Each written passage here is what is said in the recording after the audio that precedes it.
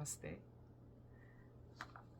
I got an email from somebody who watched my last interview, my video, and this person is actually a second generation American Indian, Indian as in native, as in not native Indian, East Indian, South Asian, and he's never been to India, and he wants me to answer some questions. I'm not going to use his name, and because one of his parents is from India and they're very strict about things, and he said that he really enjoyed my interview and it was in Hindi, and he has requested me to speak in English this time because he could not understand some things and he could not have asked his father. He's very scared of his father, and as difficult as it is for me to do this, I'm sort of a recluse, but I used to be an extrovert, so I can do it. I'm going to, if it helps you, since you're the age of a son or daughter, if I had, and I think if it benefits you, I will, because I really believe I'm no one to tell you what to do, what not to do, but since you've asked me questions, I can give answers to what I think is right and wrong. Not right and wrong, but what I think is the way the questions of life have played out for me as answers. So the rest is for you to decide what you want to do with your life. You are your best judge. And I actually like this idea of somebody asking me and then expecting an answer or not any answer, instead of me going about telling people what to do, what not to do, how they should run their lives. It's not my business. I've worked very hard on myself to try and not come across as judgmental. So let's go ahead with this, okay? So, your first question. I think, okay. So it's about me, right? Now, when I was in New Delhi in the 90s, that was the capital of India, and things were not changing in a very fast pace like they have in the last 10 years, but they were beginning to change. So we didn't have things like, say, a photocopy machine elsewhere in different parts of the country, but Delhi had things like that, but it wasn't even popular in Delhi. And to get a photocopy done, we used to call it a Xerox. To get a Xerox done, it was very expensive and not everybody could afford it. So technology was not at its peak, and maybe it wasn't as developed all over the world, so I'm not sure about that. But the reason I talk about Delhi and technology is because you asked me about if I have, how have I been important in my in spreading the cause of LGBTQ rights. Well, I'll go back to the technology bit. So my father was in the Indian Army, a very renowned and brave and courageous and very talented, skilled army officer, and well awarded for his honesty and his dedication towards helping people with disabilities and other causes in the army. And we were moving around all over the country every 2 years, so we would change 2 residences in those 2 years and 2 schools. So I've literally done all of my schooling. I've done actually 12 schools as a child and 12 different places to live, which psychologists say is not a very good thing because it doesn't give you the feeling of being settled. Anyway, and so these photocopy machines that I was talking about did not even exist in the small little places our army cantonments were. So till we didn't come to Delhi, we didn't know what these were. And before that, in my activism, peaceful activism, if you'd like to use that word, towards the cause of LGBTQI, what I used to do, I used to write on papers, with my hands, because I could not afford those photocopy machines. I could not afford, as a student, I was a student at that time, it was not affordable to go and get one to write something and get it copied into multiple pages. And the Indian army at that time was very poorly paid. They had a lot of privileges, and because of my father's talents, he rose to very high positions as commanding officer on. But still, there was no money. The salaries were very poor. But the privilege and the prestige was high. So I could not have asked my father for money. I didn't want to, even if there was savings. I wanted to do in my own way, whatever I could. So I used to write many, many letters, many pages of things, like, with my hands. And to the extent that my hands would start hurting. And I would write about, in Hindi and English both, in two languages, what is same-sex relationship, and whatever little research I could do and find something to write about. Because remember, at that time, if information was not easily available, there was just one TV channel, which was mostly propaganda-based for the government that was running the country. And so not many people were talking about homosexual relationships at all. And there was one newsletter or a magazine that was known as Bombay Dost, but everybody could not afford it. And it came from Bombay. And people didn't have the money to afford it. So on ground level, with LGBTQ people, there was nothing.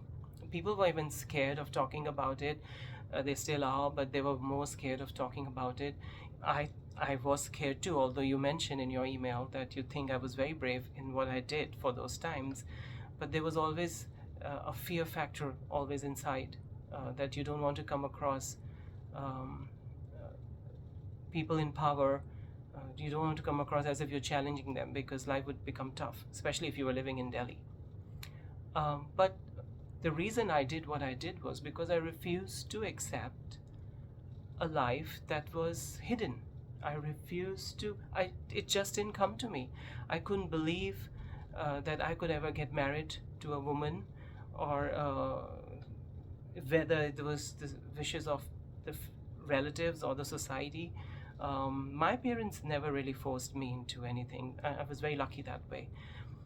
So I was thankful for that. But I thought, how could I do this? How could I just marry somebody just to make everybody else happy when I would not be happy, and I would be lying to the heterosexual person that I'll marry and ruining her life and ruining my life? It just didn't come natural to me. So maybe I was not scared in a way, because I was myself. I was comfortable being me, but at the same time I was scared because I was very young, in my early 20s. And I started doing my activism from my late teens till onwards. And so when you're very young and you've grown up to a different kind of atmosphere around you, and especially in the capital of a country where things are the way they are, you have to be very careful. You're taught to be careful by everybody around you. And it's not as if those people are trying to scare you. Some of them are your well-wishers, your parents or friends or relatives. But still, I ended up being me and doing what I did. So, going back to the point, because the photocopy machine and the photocopy things were expensive for me to do, I started writing a lot of these notes, and I started doing that in different army cantonments too in my later teen years. And these used to be anonymous. I wouldn't put my name, and I would write about give us respect, give LGBTQI. Terminology at that time wasn't really maybe it was invented, but it wasn't present in India on the ground level. We didn't know about it because schools didn't teach us. There was nothing on media. There was no social media. There was no information anywhere in the libraries or anything. People were very scared about these kind of topics. So we didn't know, how should we refer ourselves to as being homosexuals, being gay. You really had to work very hard to get information and research. And I got some help through my father being in the army, because the army at that time still had a British system of things. And so you could get some information from your relatives, friends abroad, and sometimes video cassettes in VCRs that your family would leave for you when they would visit India, would have news snippets and items, or advertisements, and we would talk about um, homosexual rights and all. And that's when your mind would start working and thinking, hey, what's this? You would pick on that, and probably your family and friends wouldn't notice it, but you would, because you're part of that society, so to say. So anyway, I started writing about give us respect on these paper pages. We are equals to you. And then I would also quote the Hindu texts, because in Hinduism, believe it or not, we've had gods and goddesses that have changed genders. So queer people were accepted in the society. The whole point of showing that gods and goddesses could change gender and there could be gay gods and goddesses was to give acceptance to all kinds of people in the society. So it was a highly inclusion-based society till foreign invasions happened and they ruled for 1,200 years, and sort of imposed upon the natives, the Desi people, sort of a thinking which was very narrow. And that's when things change in the society. When an ancient society holds on to something good or bad, it takes a long time for it to change. So I in my notes, I used to quote things like, we give us respect, we deserve respect, we are equals, we are, according to Hindu Vedas and texts, we also have the Paramatma, the supreme, the divine in us, as equal as you have. And I used to go in the night and post these letters into people's post boxes. Can you imagine? So much hard work I did. I had to do school, I had to do homework, I had to do multiple things, and then I was doing this, and my hands would hurt till I would, finish with the whole lot of papers. And then I would do it weekly and sometimes every day, every night when I had great energy. In my youth, I used to have great energy. And I had so many people who would put a lid on my energy all the time. And finally, I think the society succeeded in kicking me out from there. And they were just done with me. And I could not fight.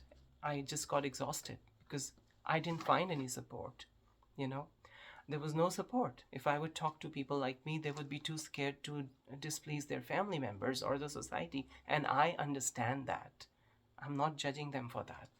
So I was quite a lone fighter for equal rights. And I would do things till it exhausted me and I would fall asleep. And, while writing these notes and then posting them coming home.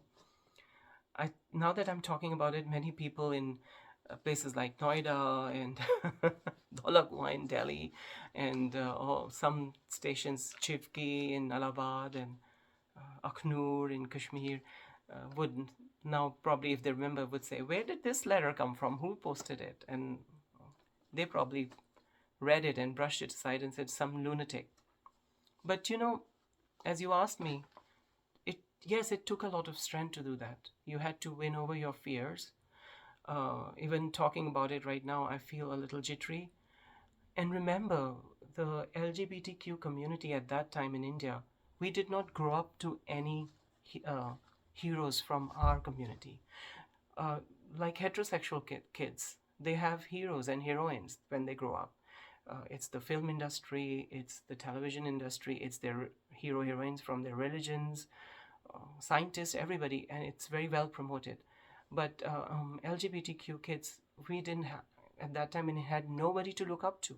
So there was no confidence coming from nowhere else. Neither from your families, neither from your relatives, neither from your friends, neither from the society. There was nothing to say. If, when kids are growing up, they need to find their idols. And I didn't have any. The idols that we had were in Hinduism, like Mohini, Vishnu's avatar, and Vishnu's form, Roop actually, and Ardnarishwar. They were divinities like Ardnarishwas, they were not talked about because India was still reeling in the after effect of a highly Abrahamic society. Abrahamicized, whatever the word is, and I don't know if I'm pronouncing it right. Um, so nobody talked about any queer gods, goddesses, hero, heroines. So you kept questioning yourself, thinking, is it normal? You were told all the time by classmates, teachers, um, adults from every sphere of life that you are an abnormal person. Because I was not hiding it. You see, I couldn't hide it. I didn't know any other way to exist. And so everybody told me, you're abnormal. This is unnatural. Uh, so, can you imagine the state of a mind of a child like that growing up at that time? And it's not just me, many people like me, who are, first of all, challenging in a way the scientific norms and the societal norms they're growing up with, because they're in a very highly heterosexual society, in a country like India where heterosexual marriages work successfully. Uh, of all the places in the world, it's probably India is in number one or number two, I don't know, somewhere in the top five, where divorce rate is so low. So you're growing up with this immense pressure of living up to the society, living up to the thinking that's prevalent there, and you're getting no support. Now, how is it different now from that time, as you asked me in one of your questions? Now, um, even though it's not as equal as it should be, but kids through social media have a lot of gay movies, gay shows, gay LGBTQI, all gender shows, all gender talk.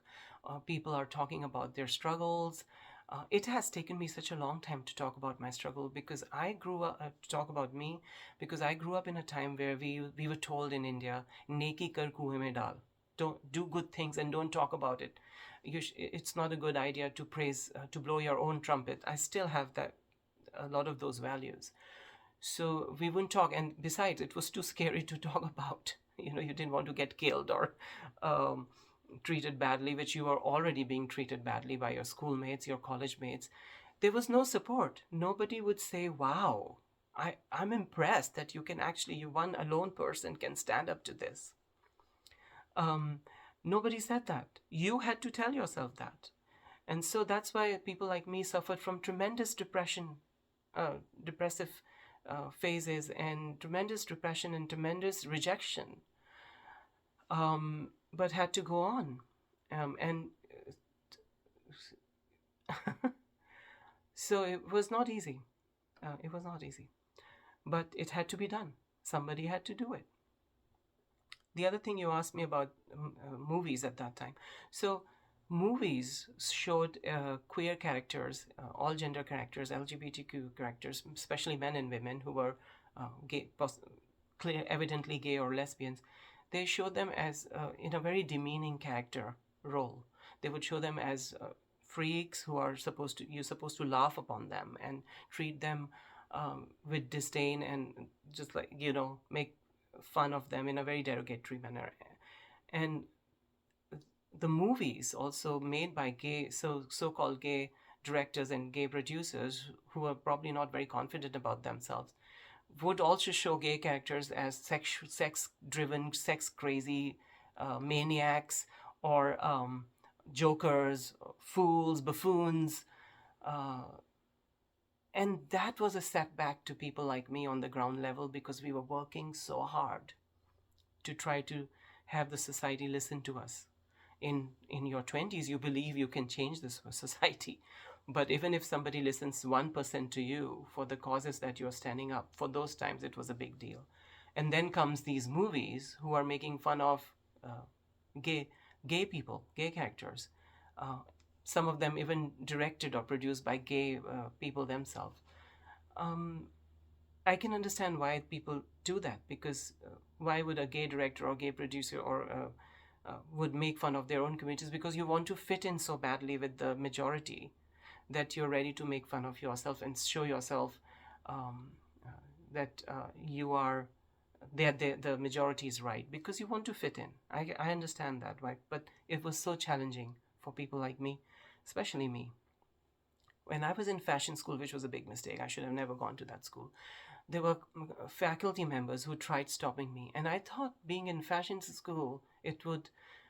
Uh, you asked me about my schooling, so I'm talking about that. Um, I thought that I would get support. My the class that I was in, my colleagues, they gave me a lot of support because I came out, so to say. I was always out, really. I didn't understand this whole concept of somebody questioned me and they were wanted to be sure about it in a party, and I said, yes, this is it. This is all I always been me. I just didn't know the words to use, and all of them applauded, and I was very touched and very thankful and very uh, much in admiration of that class that I was with. But the faculty was so against me. There were especially two teachers who had power and control, and they were absolutely horrendous to me, to the fact that they made sure I leave the school. That's how the society treated you. They could not tolerate somebody from a marginalized group standing up for themselves or the community or anybody standing up and giving a voice. It's not like how it is here in school. When you go to school here in Oregon or wherever you are, I don't want to mention the name of your state because your father could end up watching this video. But you still have the freedom to experiment with your hair color. Teachers are so supportive because I was a teacher myself. You have to be supportive to LGBTQ kids. And they say, yes, you go girl, or you go guy, or you go it, or whatever you want to call yourself. They are with you, right? It was not like that for me in India. My teachers were not with me. They would all actually try to stop me from, so to say, blooming into a flower. They would rather prefer an LGBTQ young person to stay a bud, never open up. And that led me to illegit expulsion. I was illegally, whatever they did was illegal. But yes, to come to your other question, why it reached to that situation was because I was told that I was the first openly gay male model to walk in a fashion show in India, on the ramp, the fashion school's fashion show, which was a big deal in those times in India in the 90s, in a transvestite character, which no other male model wanted to do. And so the designer, who was a colleague of mine, and I'm impressed and proud of her talents, and may her inner goddess bless her for what she did. She agreed to my suggestion, and she put me up there. And it might be in the archives of that fashion school in the library, that video, but I think that was the first ever time in India that somebody walked, a male model walked in a transvestite looking female costume, Now, to make it society friendly, they started saying things like, it's an alien. Can you believe it? How demeaning that is. It feels now to think of it. It's an alien, the faculty or the media started saying that so that you could justify doing it. I understand that they wanted to justify because they were scared what the backlash would be. Well, it was received very well. I got an award for it. The public received it very well. The media received it with a shock. And for a week in Delhi, I was all over the media. Even MTV was new in India at that time, and they talked about it on their shows. It was a big thing in that time, in those days, MTV in India. And then somebody told me that a question was raised in the parliament. And then my downfall started after that. Why did this person do this? This is against the law. There was a law, section 377 or something, where it was illegit for same-gender people to have physical relationship or something like that. And that law was used as trying to say, this is illegal what he did, and why did he do that? And after that, all sorts of bad things started happening. But before that, I did a video for the pop music group called Euphoria. And, we were talking to the director. They said, he liked my personality and the way I was very confident about my sexuality. And he said, I don't know how to fit you in my video, and I really want you to be in there. It was an AIDS awareness video, so it was for a very good cause. And it was about a man who's married to a woman. He's a bisexual, and no, he's a heterosexual, and he's sleeping around with different women, cheating on his wife, and he ends up getting AIDS, and he ends up spreading AIDS. And Euphoria's song was in English. I think it was one of their few songs. It was done for social service. That was very nice of Euphoria. Uh, Palash Sen, a very talented man, and the whole team was very socially aware, and it was an act of social service for them. So I told the director, I said, just put me as a gay man, my character as a gay actor in the video, because this person is sleeping around with everybody, and that's how he gets AIDS. So why can't he have a hidden homosexual life? He could be a bisexual. And the director did that. And that, I guess, made me the first openly gay male actor in a gay character to be out there in the Indian media. It never happened before, I was told by some media people. And so all these things, this happened in 1996, the acting bit, and I think the fashion show happened in 1998. So these was two big things, I think, for India. And if you look at it, now everybody's doing it. And so it makes me the great-grandpapa of all these kids. It gives me immense pleasure to see everybody doing it. Social media, you see a lot of that happening. Because we really struggled and fought for it. Well, I've been babbling on. Anyway, so I hope that has answered your questions. And, it's taken me great courage to put this out there. But what I did for my community was with all my heart. I got a few offers in movies after that, and in a magazine cover show, which was all cancelled after that question was raised in the parliament. And in the movies, I was getting good money. I went for auditions in Delhi, somewhere in Lajpat Nagar, I think. And I got it, but I did not accept it. And I cancelled all my, there were 2-3 offers, which I did not accept because they wanted to show me as an idiot, as a joker, as something to laugh about. And I really did not want the LGBTQI, all gender community, to come across like that. I had great self-respect in our community, in myself. And even though I was desperately in need of money at that time, being a student and being kicked out by fashion school, all thanks to these 2 faculty members who were really horrible and horrid to me. And you can imagine, too many people like me. But I didn't fall for the money. And I started running a school for the children from slums, because all my acting and modeling career was put to a stop. That was where my heart was in. And now I have no energy. I've been forced to become an introvert. I've become very spiritual, and I don't have the same energy or the same sort of go-getting attitude that I had at that time, to go get something and done. And that's where heterosexuals don't realize, especially people at that time, how difficult it was for me.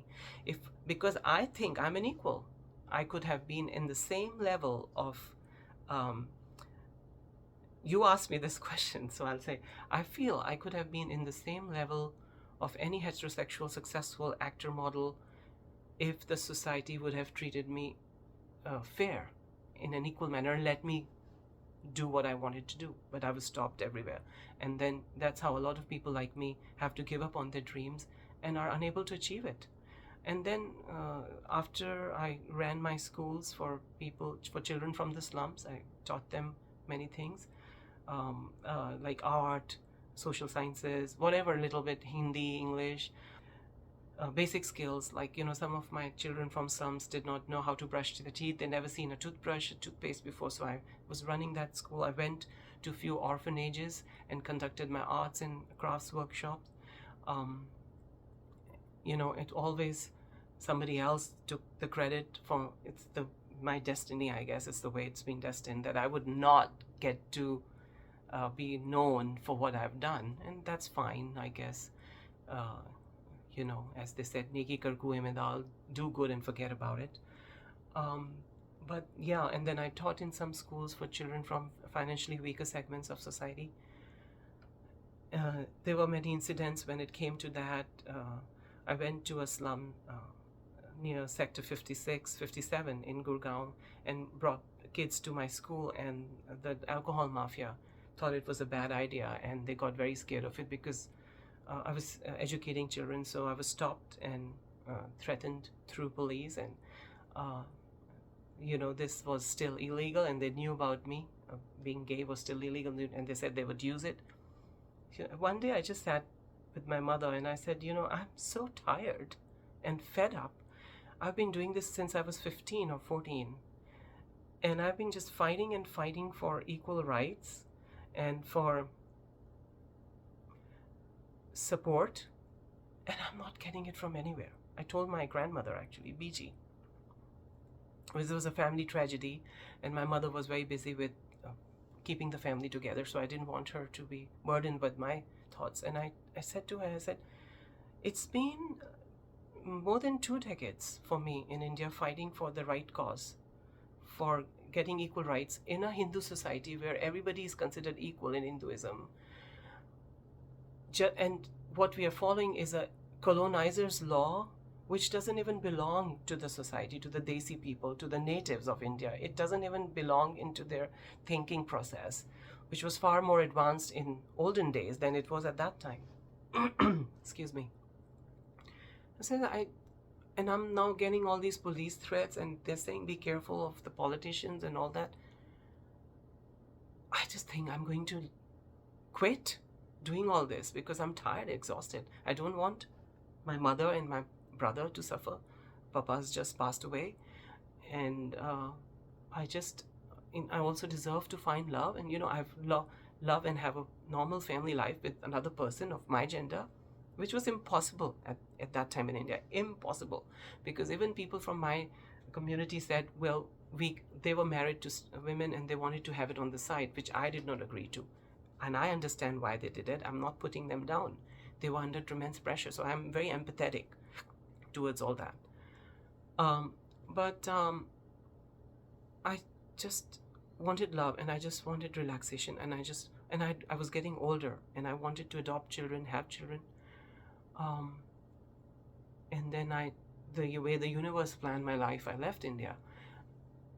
But my prime had passed, and then I'm now learning to tell myself that my prime has not passed. It's still there. It will always be there till I'm alive. Like in Hindi, they say, I don't know if you'll understand this, but you say you know a little bit of Hindi, so I'll tell you, आपका समय कभी नहीं जाता.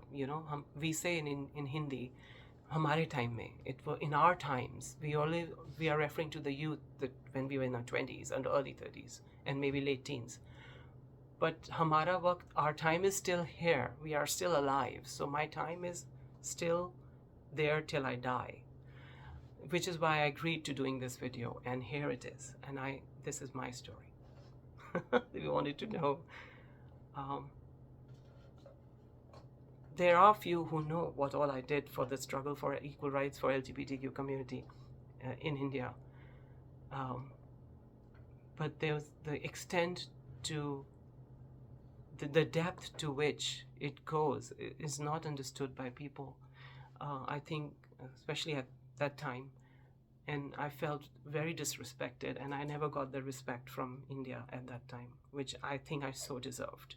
Which, if anybody else who's a top player in their field, a heterosexual person, if they get that respect and deserve it, so do I.